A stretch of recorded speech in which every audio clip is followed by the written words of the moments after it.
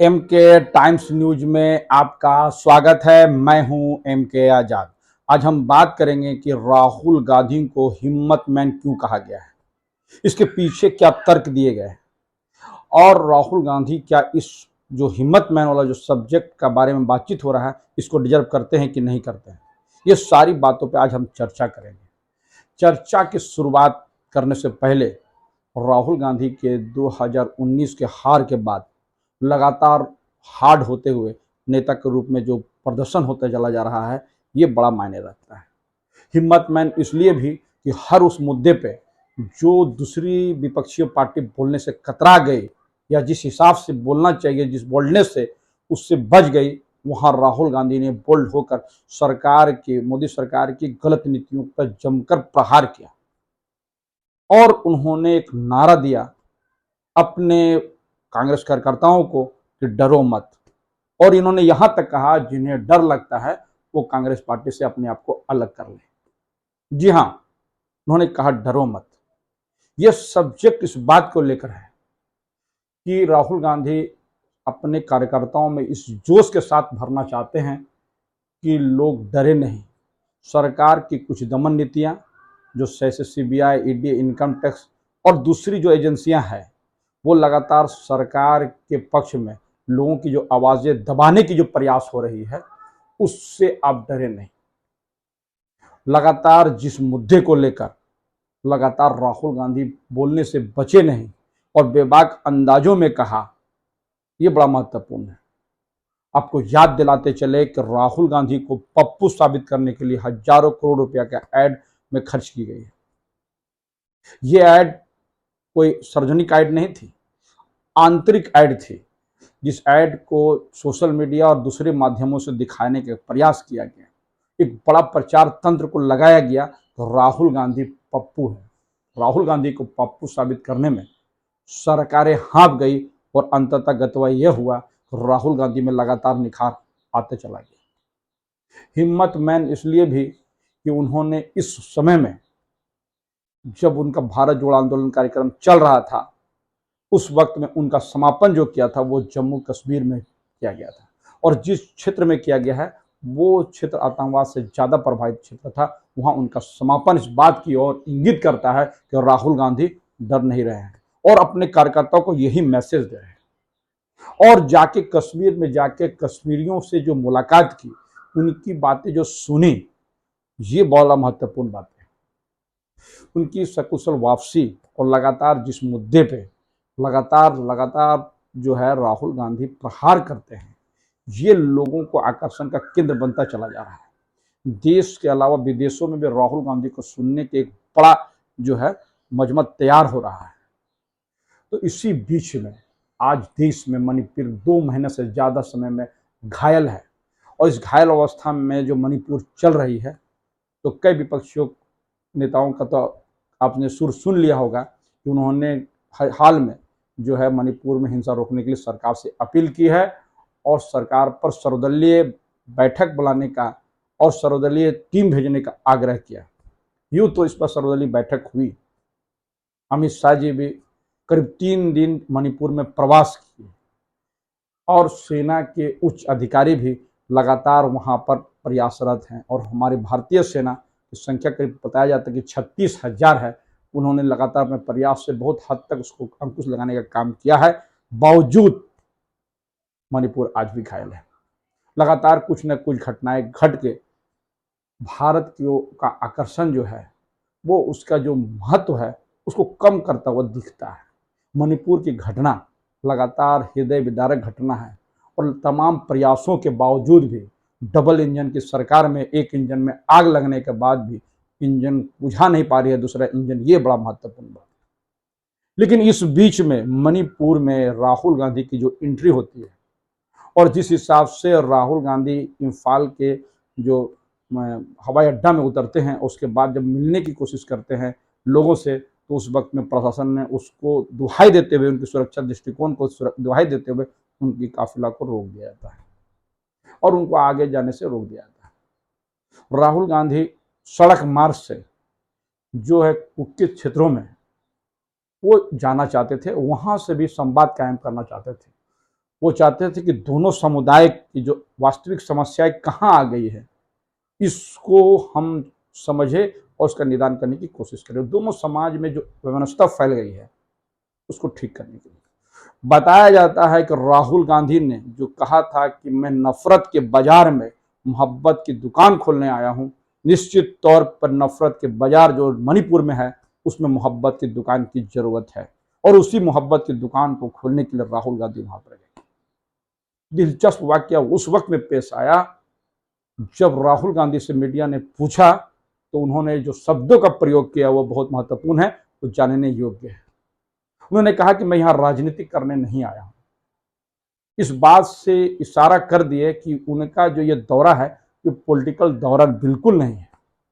वो यहाँ पर लोगों को सुनने आए हैं और दोनों के बीच में जो जो दूरी बन गई है उसको पाटने आए हैं, यानी उसको खत्म करने आए हैं। राहुल गांधी ने जिस जगह का दौरा किया वो राहत शिविर था।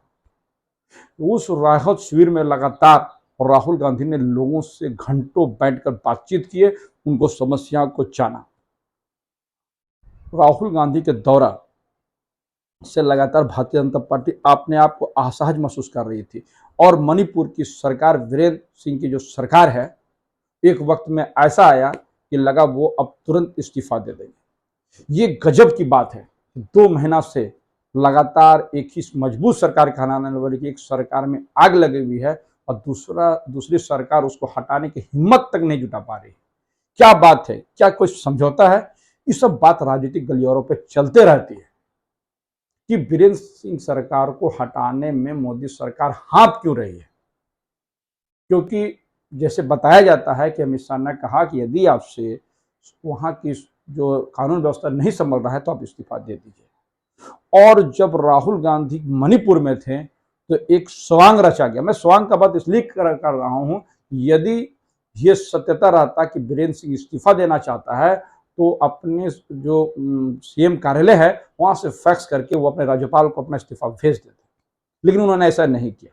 उन्होंने सारे लोगों को इकट्ठा किया और बड़ा सुनियोजित ढंग से बहुत जो महिलाओं का जुगाड़ किया और इस्तीफा देने की बात कही और 2 लाइन का जो इस्तीफा था वो उसको भेजने का काम किया।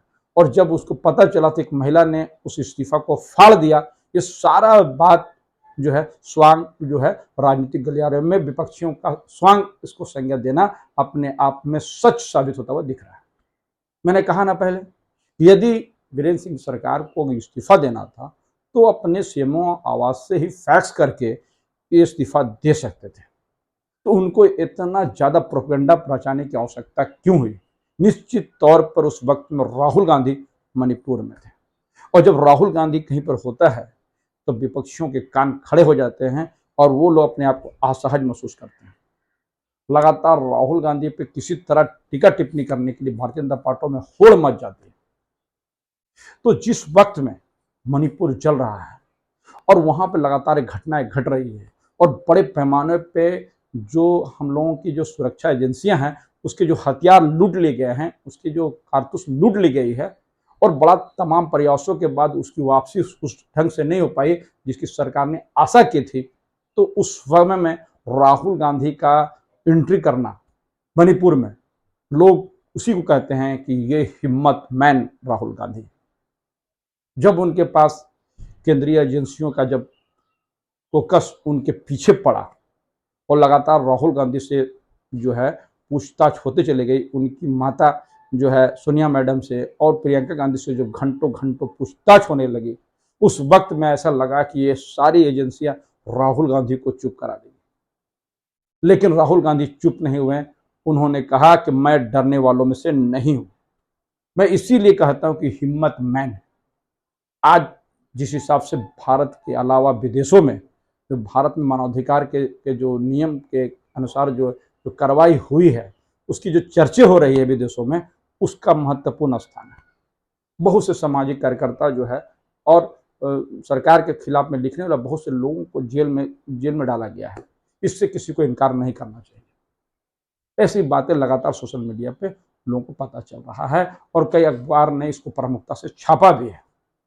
तो लगातार राहुल गांधी जी जिस अंदाज में हर जगह जाकर लोगों से संवाद कायम कर रहे हैं और एकाएक जब वो मेट्रो में चले जाते हैं, जब वो ट्रक की यात्रा करने लगते हैं, जब वो पानी पूरी के दुकान में पहुंच जाते हैं, जब वो रेस्टोरेंट होटलों में पहुंच जाते हैं और लोगों से संवाद करने की कोशिश करते हैं, जब वो जेएनयू जैसे यूनिवर्सिटी में पहुंचकर वहां पर लोगों से बात करने लगती है, तमाम चीजें राहुल गांधी को हिम्मतमैन की संज्ञा देती है और इससे किसी को इनकार नहीं होना चाहिए।